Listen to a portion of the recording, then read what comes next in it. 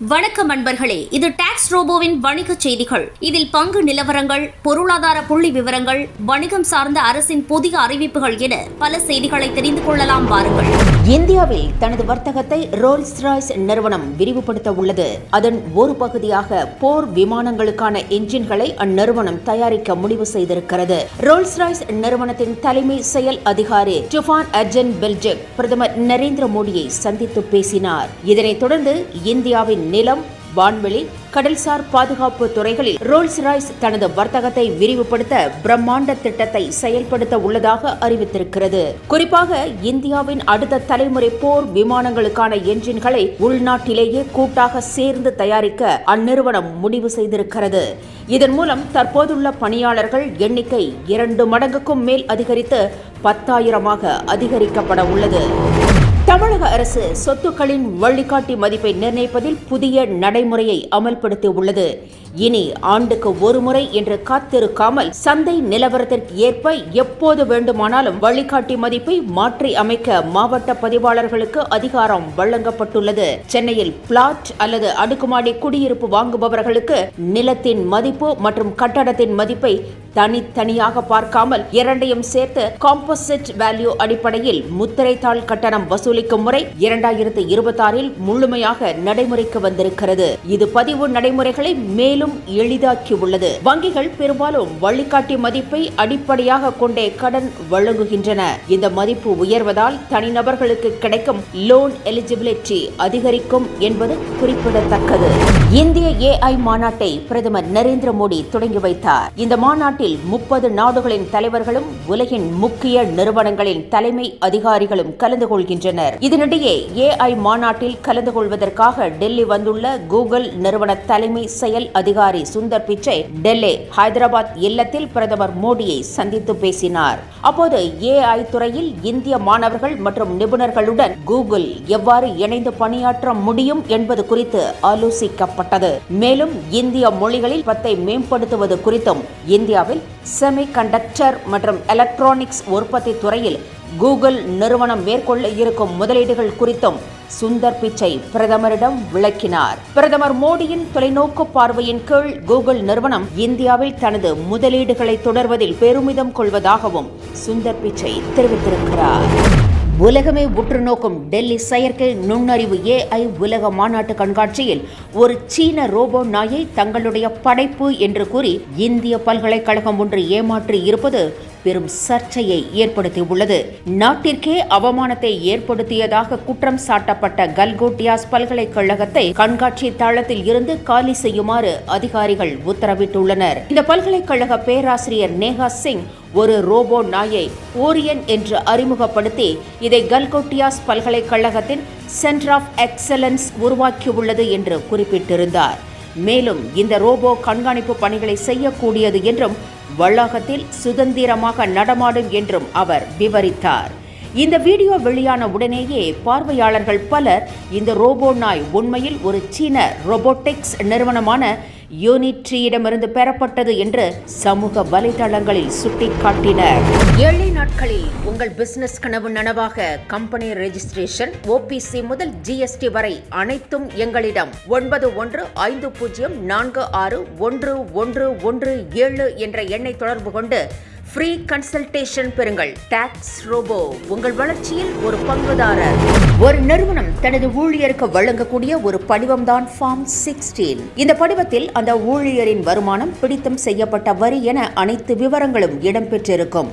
இந்த படிவம் 16 தான் ஒரு நிறுவனம் தனது ஊழியரிடமிருந்து பிடித்தம் செய்த வரியை வருமான வரித்துறைக்கு செலுத்தியதற்கான சாட்சி. அதேபோல ஒரு ஊழியர் வருமான வரி கணக்கு தாக்கல் செய்வதற்கான மிக அடிப்படை ஆவணம். ஆனால் வரும் ஏப்ரல் 1ஆம் தேதிக்கு பிறகு இந்தியாவில் படிவம் 16 இருக்காது என்ற தகவல் வெளியாகியுள்ளது. ஏப்ரல் 1ஆம் தேதியிலிருந்து இந்தியாவில் புதிய வருமான வரி சட்டம் நடைமுறைக்கு வர இருக்கிறது. இதில் நாம் இதுவரை பயன்படுத்தி வரக்கூடிய பல்வேறு படிவங்களின் பெயர்கள் மாற்றி அமைக்கப்பட்டுள்ளன. எனவே வருமான வரி கணக்கு தாக்கல் செய்பவர்கள் இந்த பெயர் மாற்றங்களை தெரிந்து வைத்துக் கொள்வது நல்லது. அவற்றின் புதிய பெயர் மாற்றங்கள் விரைவில் அறிவிக்கப்படும் என்ற தகவலும் வெளியாகியுள்ளது. 5,980 கோடி ரூபாய் உறுதியளிக்கப்பட்ட முதலீட்டில் 8400 நபர்களுக்கு வேலைவாய்ப்பு வழங்கும் வகையிலான புரிந்துணர்வு ஒப்பந்தங்கள் முதலமைச்சர் மு.க.ஸ்டாலின் முன்னிலையில் கையெழுத்தானது. ஜப்பான் நாட்டைச் சேர்ந்த மினிபியா மெட்சுமே நிறுவனத்தின் துணை நிறுவனம் 1980 கோடி ரூபாய் உறுதியளிக்கப்பட்ட முதலீட்டில் 1400 நபர்களுக்கு வேலைவாய்ப்பு வழங்கும் வகையில் திருவள்ளூர் மாவட்டத்தில் செமி கண்டக்டர் மின் உபகரணங்கள் மற்றும் மோட்டார்கள் உற்பத்தி திட்டத்தை தொடங்க உள்ளது. மேலும் ஏக்பஸ் குழுமம் 4000 கோடி ரூபாய் உறுதியளிக்கப்பட்ட முதலீட்டில் 7000 நபர்களுக்கு வேலைவாய்ப்பு வழங்கும் வகையிலும் வான்வெளி மற்றும் பாதுகாப்பு உற்பத்திக்கான தொகுப்பு அமைப்பதற்கும் விமான இயந்திரங்கள் கியர் பாக்ஸ் உதிரி பாகங்கள் உற்பத்தி மேற்கொள்வதற்கும் திட்டமிட்டுள்ளது. இதற்கான புரிந்துணர்வு ஒப்பந்தமும் முதலமைச்சர் முன்னிலையில் கையெழுத்தானது. சென்னையில் கிரடாய் சார்பில் நடைபெறும் வீட்டு வசதி கண்காட்சியை வரும் 20ஆம் தேதி துணை முதலமைச்சர் உதயநிதி ஸ்டாலின் தொடங்கி வைக்கிறார். இதுகுறித்து செய்தியாளர்களிடம் பேசிய இந்திய ரியல் எஸ்டேட் சங்கங்களின் கூட்டமைப்பான கிரடாய் முன்னாள் சென்னை மண்டல தலைவர் சிவகுருநாதன் 18வது ஆண்டாக நடைபெறும் இந்த கண்காட்சி 20ஆம் தேதி முதல் 22ஆம் தேதி வரை நடைபெற உள்ளதாக குறிப்பிட்டார். இந்த கண்காட்சியில் 500க்கும் மேற்பட்ட திட்டங்களுடன் சென்னையைச் சேர்ந்த 80 முன்னணி கட்டுமான நிறுவனங்கள் பங்கேற்க இருப்பதாகவும் அவர் கூறினார். சென்னை மற்றும் அதன் புறநகர் பகுதிகளில் உள்ள வீடுகள், வணிக வளாகங்கள் மற்றும் வீட்டு மனைகள் என அனைத்தையும் ஒரே இடத்தில் பார்வையிட அனைவருக்கும் வாய்ப்பாக அமையும் என்றும் சிவகுருநாதன் தெரிவித்தார். தகுதி சான்றிதழை புதுப்பிக்க 10 மடங்கு கட்டணம் உயர்த்தப்பட்டுள்ளதை கண்டித்து வரும் 25ஆம் தேதி நள்ளிரவு முதல் காலவரையற்ற வேலைநிறுத்த போராட்டத்தில் ஈடுபட உள்ளதாக லாரி உரிமையாளர்கள் அறிவித்துள்ளனர். தமிழ்நாடு மாநில லாரி உரிமையாளர்கள் சம்மேளனத்தின் அவசர செயற்குழு கூட்டம் நாமக்கல்லை அடுத்த வள்ளிபுரத்தில் நடைபெற்றது. கூட்டத்திற்கு பிறகு செய்தியாளர்களை சந்தித்த அதன் மாநில தலைவர் தன்ராஜ், தகுதி சான்றிதழ் புதுப்பிப்பு கட்டணத்தை மற்ற மாநிலங்களைப் போல தமிழகத்திலும் நிறுத்தி வைக்க கேட்டுக்கொண்டும் அரசு நடவடிக்கை எடுக்காததால் இந்த முடிவை எடுத்திருப்பதாக தெரிவித்தார். சென்னை மாநகராட்சி மன்றத்தில் மேயர் பிரியா பட்ஜெட்டை தாக்கல் செய்தார். இந்த பட்ஜெட்டில் பள்ளி கல்வித்துறை தொடர்பான பல்வேறு அறிவிப்புகள் வெளியிடப்பட்டன. மாநகராட்சி பள்ளிகளில் 8 முதல் 10ஆம் வகுப்பு வரை பயிலும் 24,118 மாணவ மாணவியருக்கு தமிழ், ஆங்கில அகராதி வழங்க 37 லட்சம் ரூபாய் ஒதுக்கீடு. மாணவர்கள் பள்ளிக்கு வரவும் கல்வி சுற்றுலாவுக்கும் 11 புதிய பேருந்துகள் வாங்க 4 லட்சம் ரூபாய் ஒதுக்கீடு உள்ளிட்ட அறிவிப்புகள் வெளியிடப்பட்டன. பள்ளிக்கு செல்லாத மற்றும் இடை நின்ற மாணவர்களை கண்டறிந்து அடிப்படை கல்வி வழங்க 3 பள்ளிகளில் வகுப்பறைகளை ஒதுக்கி பாட பயிற்சி அளிக்கப்படும் என்றும் தெரிவிக்கப்பட்டுள்ளது. 95 பள்ளி கட்டடங்களில் சீரமைப்பு பணிகள், 9 சிதிலம் அடைந்த பள்ளி கட்டடங்களை அகற்றி புதிய கட்டடங்கள், 113 கூடுதல் வகுப்பறைகள், 14 பள்ளிகளில் சுற்றுச்சுவர் கட்டுதல் உள்ளிட்ட பணிகளுக்கு 40 கோடி ரூபாய் ஒதுக்கீடு செய்யப்பட்டுள்ளது.